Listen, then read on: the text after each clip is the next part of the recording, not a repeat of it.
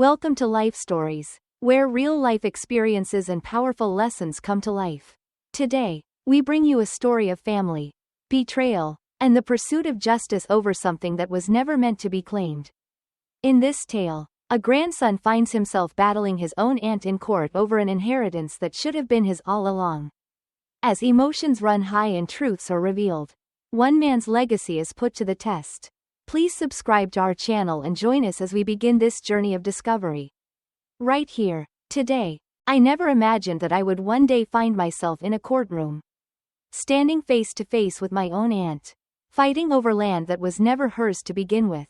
The story started long before the courtroom drama, in the quiet hills of Tennessee, where my grandfather, Thomas Mitchell, had lived most of his life. A simple, humble man, Grandpa Tom had a way of making people feel at ease. His life wasn't marked by grand achievements or dramatic events. No, his legacy was something far more substantial: his character, his integrity, and his hard work. Grandpa had worked the land for decades, building everything he had with his own hands. It wasn't just a piece of property to him, it was a symbol of everything he'd ever worked for. A small plot of land, just a few acres in the Tennessee countryside, where the air was always fresh, and the rolling hills seemed to stretch on forever. He'd often talk about how the land made him feel at peace, how it allowed him to connect with something much larger than himself. It was his refuge, his sanctuary. When Grandpa passed away, I didn't expect his passing to bring about such turmoil. He had lived a full life, and although I mourned his absence, there was a sense of peace in knowing that he had made his peace with the world.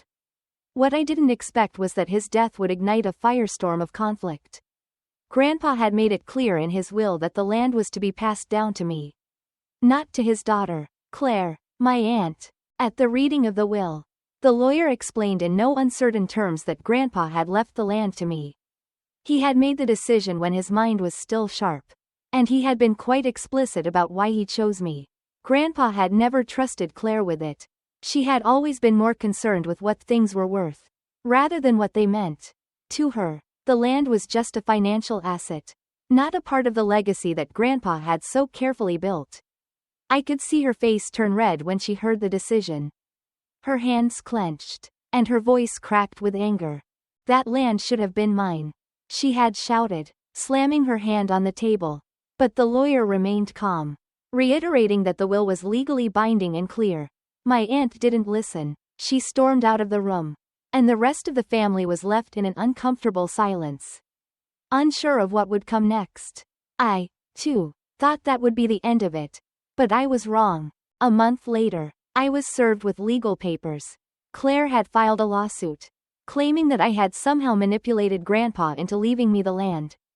She argued that Grandpa had been in his declining years when he made the will, that his mind wasn't what it used to be, and that I had taken advantage of him. I was shocked, confused, and honestly, more than a little hurt. I knew the truth. I had spent years with my grandfather, helping him around the farm, listening to his stories, learning from his wisdom. Grandpa was sharp right until the end. He knew exactly what he was doing when he made his decisions. But Claire didn't care about that. She cared about the land, about the money it could bring her. And now, if she had to take me to court to get it, she would. I hired a lawyer, but even with legal counsel, I could already sense that this was going to get ugly. My lawyer warned me that the case would likely go on for months, and that the courtroom would be a battleground. The day of the trial arrived. My heart pounded as I walked into the courtroom, my hands trembling with anxiety. The courtroom was large and cold, the heavy wooden tables and polished floors reflecting the formality of the proceedings. Claire sat at the plaintiff's table, her expression as stern and controlled as ever. She didn't look at me, barely even acknowledged my presence. She had come to fight, and I knew that she would stop at nothing to win. Her lawyer stood up and began his argument, and I quickly realized their strategy. From the start, they tried to rewrite history, portraying Grandpa as a frail, vulnerable man who had been easily manipulated by me. He painted Claire as the devoted daughter, the one who had always been there for him, the one who deserved the land. I felt the anger rising within me as I listened, but I stayed quiet, letting the lawyer speak for me. Then Claire took the stand, Her performance was one I would never forget. She spoke in a voice laced with faux emotion, recounting how she had cared for Grandpa when no one else did. How she had been by his side every day. I visited him every day, she said, her voice cracking, her eyes filled with fake tears. I made sure he had everything he needed. She turned to me, pointing a trembling finger in my direction. And then Nathan swoops in. And suddenly everything changes. Her words were full of lies. But the way she said them, so convincing, so full of false sincerity, was almost enough to make me doubt myself. I wanted to speak out, to defend Grandpa's memory, but I held back. I could see the room was starting to believe her. And I knew it was time for me to stand up. But not yet. I had a plan, and I would make sure that the truth came to light. I sat there, watching Claire as she continued her act. Each word she spoke further twisting the truth into something unrecognizable. Her entire demeanor reeked of manipulation. She painted herself as the devoted daughter who had been there for Grandpa in his final years. While in reality, she had hardly been around until the money, the inheritance, and the land came into play. I clenched my fists beneath the table, fighting the urge to jump up and expose her lies right then and there. But I knew that this moment wasn't about her. It wasn't about my aunt's theatrics or her desperation to claim what she hadn't earned. This moment was about Grandpa and his legacy. And more than anything, it was about the truth. I had waited for this moment. And now it was time for me to make my move. I knew the strategy. Let her dig herself into a hole so deep that she couldn't possibly escape. And just when she thought she had won, that's when I would reveal the truth that would bring everything crashing down. As I sat there, I could feel the tension in the room building. Everyone hanging on Claire's every word. But then, something happened that I hadn't expected. My Uncle Henry, Grandpa's youngest brother, stood up. I'd like to testify, he said in his calm, measured tone. The courtroom fell into an uneasy silence. Claire stiffened in her chair, clearly startled by the unexpected turn of events. Her lawyer immediately stood up, objecting to this new witness. Your Honor, we weren't made aware of this witness, he protested, clearly trying to shut it down before it could begin. But the judge looked at my lawyer, who simply nodded in approval. He has relevant information regarding the case, my lawyer stated. The judge hesitated for a moment, then nodded and allowed Uncle Henry to take the stand. Uncle Henry was the complete opposite of Claire. He had always been close to Grandpa, had spent countless hours by his side, and never had any interest in the land. He was a humble man, a farmer like Grandpa, and he had no use for the kind of wealth Claire was after. He walked up to the witness stand, adjusting his glasses and clearing his throat. I won't take up much of your time, he began, his voice steady and calm. But I'll tell you this, George Mitchell was not manipulated by anyone. He was sharp. He knew exactly what he was doing. And he didn't want Claire to have that land. The words hung in the air, and I could see Claire's face change. Her expression suddenly drained of color. She wasn't prepared for this. Why not? The judge asked, turning to Uncle Henry for an explanation. Uncle Henry sighed, a deep, knowing sigh. He looked directly at Claire and answered the question that was now echoing in all of our minds. Because she tried to sell it behind his back, he said. A wave of shock rippled through the courtroom. I could see Claire's hands shake, and her eyes widened in disbelief. She jumped up from her seat, shouting, "That's a lie." But Uncle Henry didn't flinch. He stood his ground, steady as a rock. I was there, he said, his voice firm. 10 years ago, Claire tried to convince George to sell the land to a developer. She didn't care about keeping it in the family. She wanted the money. When he refused, she got angry, stopped talking to him for years. And now she's acting like she was always there for him. It's nonsense. The courtroom was silent, the words sinking in. Claire's lawyer scrambled to object. But it was already too late. The truth had been spoken. And the facade she had worked so hard to build was beginning to crumble. The lie was out in the open. And there was no way to undo it. But I wasn't finished yet. I wasn't going to let the truth stop there. I had one final piece of evidence. One last move to make sure there was no way Claire could escape this. With steady hands, I reached into my folder, pulling out the letter that my grandfather had written just before his passing. The letter that would end this once and for all. My heart was pounding in my chest. But I stayed calm, knowing that this letter was the key to everything. Your Honor, I said, my voice steady but resolute.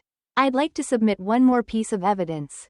I handed the letter to the judge, who took it and began reading aloud. The entire courtroom fell silent as he unfolded the letter and began to read Grandpa's final words. To my grandson Nathan, if you are reading this, it means Claire is trying to take what does not belong to her. She has always wanted to sell this land. She has no love for it, only for the money it could bring her. That is why I made my decision clear. If she challenges this, remind her of the deal she made years ago. She will know exactly what I mean. Grandpa George. The courtroom was still. No one moved. The weight of those words hung heavily in the air. And I could see Claire's face transform from anger to something else, panic. She knew exactly what Grandpa had meant. But I was the only one who could explain it. I turned to the judge. Your Honor, I'd like to submit one more piece of evidence. I said, my voice calm but determined. This time, I pulled out the signed contract. The one that Claire had tried to keep hidden. The one that proved her intent to sell the land to a developer behind Grandpa's back. The lawyer had managed to dig it up just days before the trial. And now it was going to be the final blow to Claire's case. I placed the document on the table, and the judge looked it over. His eyebrows furrowed as he turned his attention to Claire. Mrs. Howell, he said, his voice cold, would you like to explain why you signed a contract to sell this land while your father was still alive? Claire's face went pale. Her lawyer was visibly uncomfortable, clearly knowing there was no way out. The truth was finally out, and there was no denying it. As the courtroom buzzed with whispers, Claire sat frozen, unable to speak. Her lawyer fumbled with his papers, clearly trying to find a way out of the mess she had created. The judge, having seen enough, turned to her one last time. Mrs. Howell, did you or did you not attempt to sell this land before your father passed away? For the first time, Claire hesitated. She opened her mouth to speak, but the words wouldn't come. The truth was too overwhelming. If she admitted to it, she would destroy her case. And if she lied, she risked perjury. She was trapped. And just when I thought she might stay silent, she snapped. This is ridiculous, she shouted, her voice shaking with anger. That land was supposed to be mine. I was his daughter. You don't understand. The judge's gavel came down with a firm thud. Mrs. Howell, sit down immediately, he ordered, his voice calm but unwavering. But Claire didn't stop. She turned to her lawyer and hissed. Do something. Fix this. But there was nothing more to fix. The truth had won, and Claire's desperate attempts to manipulate the situation only highlighted her own dishonesty. Before the judge could deliver his final ruling, a court clerk entered with one last document. The judge reviewed it, and his expression changed. It appears, he said slowly, that your grandfather filed a separate document before his death. And it changes everything. The entire courtroom held its breath as the judge read aloud from the final legal document, revealing that Claire had already received her share of the inheritance years ago. And she had no further claim to the land. Claire's face turned white, and she slumped back into her seat. It was over. The land was mine, just as Grandpa had intended. Claire's case had collapsed, and she was left with nothing but the consequences of her greed. As the courtroom cleared, I walked out, feeling the weight of everything that had transpired. The land, once a symbol of conflict, now represented something much more meaningful, justice. And the love and wisdom of a grandfather who had seen the truth long before anyone else. Thank you for following this story. If you'd like to hear more life stories, please subscribe to our channel for new updates.